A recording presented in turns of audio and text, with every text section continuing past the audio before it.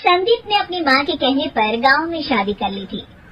लड़की का नाम था सुनीता। माँ का कहना था एकदम मॉडर्न बहू नहीं होनी चाहिए, लेकिन उन्हें नहीं पता था कि गांव से आने वाली बहू सुंदर सुशील तो होगी और उसको गांव से बाहर भी निकाल लाएंगे, लेकिन उसके अंदर का गांव कैसे बाहर निकलेगा। शादी के कुछ दिन, माँ टिफिन तो देना जरा। बेटा अब तो स्कूल नहीं ऑफिस जाता है, माँ से नहीं अपनी बीवी से टिफिन मांगा। ओके माँ। सुनीता टिफिन ले आओ। किलो टिफिन, इसके अंदर पिस्ता डाल दिया है। पिस्ता? पिस्ता क्यों? सास जी ने बोला था ना कि आपको पिस्ता बहुत पसंद। ओहो, मैंने पिस्ता नहीं पास्ता बोला था, पास्ता। पास्ता कहीं होता है पास्ता? अरे बेटी तू रहने दे, मैं बना दूंगी। अच्छा किया कि पाव भाजी बनाने का नहीं बोला, वरना किसी के पाव बना दे। सुनीता को बुरा लगता है, लेकिन उसकी नादान हरकतें कम नहीं होती। इसी एक दिन, अरे तुमने ये क्या लगाया है? अरे आप वो फूस करके लगाते हैं ना, वही। दियो? कहाँ दियो? किसको दियो? अरे वही ना जिससे खुशबू आती है। हाँ सही पकड़े। अच्छा लेकर तो आना। कौन सा डियो लगाया तुमने? अभी लेकर आते हैं जी। संदीप की बात मानकर सुनीता अंदर से खुशबू वाला फुसफुस लेकर आती है। OMG! OMG मतलब ओ माय गणेश ना। अरे OMG छोड़ो, और ये खुशबू वाला फुसफुस की बात कर रही थी तुम? हाँ इसी की, फिर से सही पकड़े हैं। अरे देवी, लेकिन आप सही नहीं पकड़े हैं, ये डियो नहीं है। डियो नहीं है तो क्या लियो है? अरे ये रूम फ्रेशनर है, जिसको कमरे में छिड़कते हैं, खुद पर नहीं। कोई बात नहीं, माँ कहती थी आत्मा किराएदार है, शरीर एक किराए का कर्म।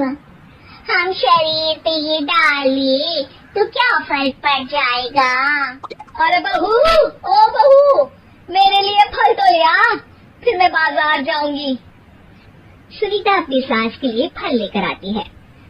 अरे बेटा, पपीता, तरबूज और सेब फल ऐसे कैसे खा लूं? काट कर तो ले आ। जी, मेरे गांव में तो खेत से उठा के सीधा खा लेते हैं। अरे ये तेरा गांव नहीं है ना। अरे संदीप, तू ही कुछ समझा देना इसको बेटा। मैं कैसे समझाऊं माँ, ये तो माइक्रोवेव को भी भट्टी बोलती है। कल मैंने बोला हाय कैसी हो, तो बोलती है किसी को हाय नहीं लगानी चाहिए। अरे सुनीता, तेरा क्या होगा? अभी तो कैसे बताऊं माँ जी, अभी हम कुछ करेंगे फिर पता चलेगा लड़का या लड़की। हे भगवान, कहाँ से आ गई है? रामपुर से जी, आप ही तो लेकर आए थे मुझे। आराम, मुझे माफ कर दो। पहले कोई गलती तो करिए जी, आपकी तो सारी गलती माफ कर देंगे हम। हाँ अरे बहू, मेरी बात सुन, फल यानी कि फ्रूट जब भी लाए ना तो काट कर लाना, ठीक है? जी ठीक है माँ जी, फल यानी फ्रूट यानी काट के लाऊंगी।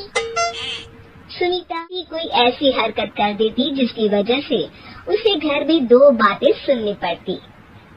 एक दिन, माँ मेरे बॉस घर पर आने वाले हैं शाम को, उनका बर्थडे है, फैमिली साथ नहीं रहती उनके, तो यहीं पार्टी कर लेंगे। उनको अच्छा लगा तो शायद मेरा प्रमोशन भी हो जाएगा। मैं ना फ्रूट केक लाकर फ्रिज में रख दूंगी और तेरे साथ आज खाना मैं बनाऊंगी, ताकि जब साहब आए तो खाने में कोई गड़बड़ ना हो। शाम को जब सारी तैयारियां हो जाती है, संदीप के साथ बड़े साहब भी घर आते हैं। आप फ्रूट केक तो ले आना बहू, फिर खाना खाएंगे। और इस सब की क्या जरूरत थी? आपने बुलाया वही काफी है। सर, आपका परिवार शहर में नहीं है तो हम ही आपके परिवार जैसे हैं सर। इतने में ही सुनीता फ्रूट केक लेकर आती है और बड़े साहब की टेबल पर रख देती है और जैसे ही केक के ऊपर कही है, ओह, ये क्या है? केक तो कटा हुआ है। मैं तो ऐसा नहीं लाई थी। आप मुझे शाबाशी दे सकती है माँ जी, मैंने ही केक काट दिया। आपने कहा था ना, फल यानी फ्रूट यानी हमेशा काट के लाना। तो फ्रूट केक भी तो फ्रूट ही है ना, तो मैंने पहले ही काट लिया। हूँ ना मैं समझदार। ये क्या किया? केक हमेशा वही काटता है जिसका जन्मदिन होता है। तुझे एक बात भी समझ नहीं आती, एक नंबर की बेवकूफ है। पूरा माहौल बिगड़ चुका था। संदीप को लगने लगा प्रमोशन तो दूर की बात है, कहीं डिमोशन ना दे दे। लेकिन साहब बीच में ही बोल पड़ते हैं, अरे अरे कोई बात नहीं, ये इनकी बेवकूफी नहीं है, इनका भोलापन है। बेटा आप कहाँ से हो? रामपुर गांव से। फिर तो आपके गांव में ताजे फल और सब्जियां मिलते होंगे। हाँ सही पकड़े हैं, हम तो काटते भी नहीं, सीधा खा लेते हैं।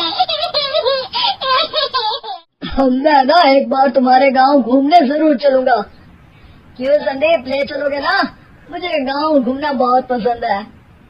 बस संदीप और सास दोनों खुश हो गए क्योंकि साहब को सुनीता ने गांव की बात करके खुश कर दिया था।